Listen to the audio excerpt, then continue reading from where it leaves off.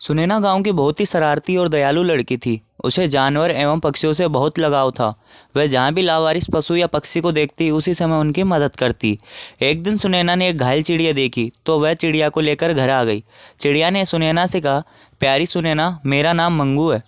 मैं बूढ़ी हो गई हूँ, इसलिए मेरे मालिक ने मुझे घर के पिंजरे से बाहर निकाल दिया और मेरी जगह दूसरी चिड़ियों को पाल लिया।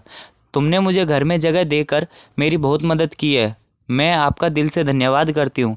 सुनैना बोली, मंगू, तुम डरो नहीं, आराम से रहो। देखो, यहाँ तुम्हारे जैसे कई पक्षी और जानवर हैं जो अब तुम्हारे मित्र बनेंगे। मंगू ने देखा चारों तरफ कि काफ़ी घायल और बीमार जानवर आराम कर रहे थे और सुनैना सभी की सेवा कर रही थी। रमी कुत्ते का पैर किसी गाड़ी वाले की वजह से टूट गया था और वह ज़ोर ज़ोर से रो रहा था।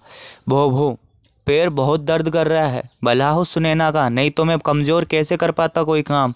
शायद मैं भूखा ही मर जाता। शीला गाय कई दिनों से भूखी थी और करा रही थी, मैं भूखी थी, अगर दीदी हमारी मदद न करती तो मैं भी शायद भूखी ही मर जाती।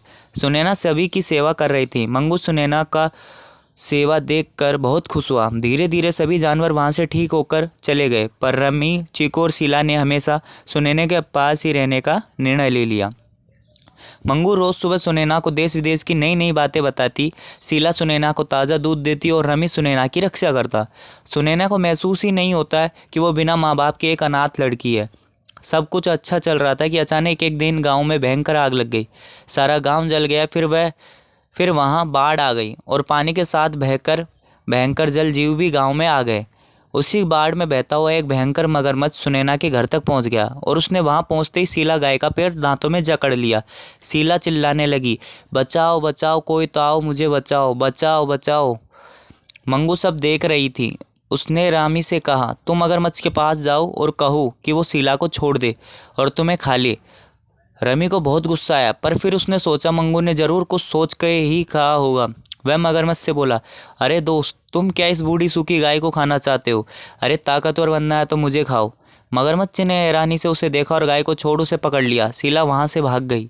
अभी वो रमी को खाना ही चाहता था कि मंगू के कहे अनुसार सुनैना वहाँ गई और बोली, महान मगरमच्छ राज, अरे एक कुत्ते को खाना आपको शोभा नहीं देता। खाना है तो मुझे खाओ। मगरमच्छ फिर असमंजस में पड़ गया और उसने रमी को भी छोड़ दिया और सुनैना पर झपट्टा मारे। इससे पहले ही मंगू वहाँ आ गई और बोली, अरे नहीं नहीं मगरमच्छ राज, इस लड़की को मत खाना। इसे दया करने की बुरी बीमारी है। अगर वह तुम्हें भी हो गई तो भूखे ही मर जाओगे। तुम्हारे लिए अच्छा यही है कि मुझे पकड़ कर खाओ। मगरमच्छ सुनैना की बीमारी का सुन बहुत डर गया, फिर दुविधा में पड़ गया और उसे छोड़ मंगू के ओर गया। फिर मंगू से बोला, आओ तुम्हें साफ़ सुथरी जगह ले चलती हूँ। वह राजा की तरह मुझे कहना, वहीं तुम्हें शोभा देता है। और अपने पीछे पीछे आने को कह उड़ती उड़ती उसे उसके वापस घर बड़ी नदी में छोड़ आई। शिक्षा, हमें अच्छाई का बदला अच्छाई से ही देना चाहिए और कठिन परिस्थिति में भी अपनों को नहीं छोड़ना चाहिए।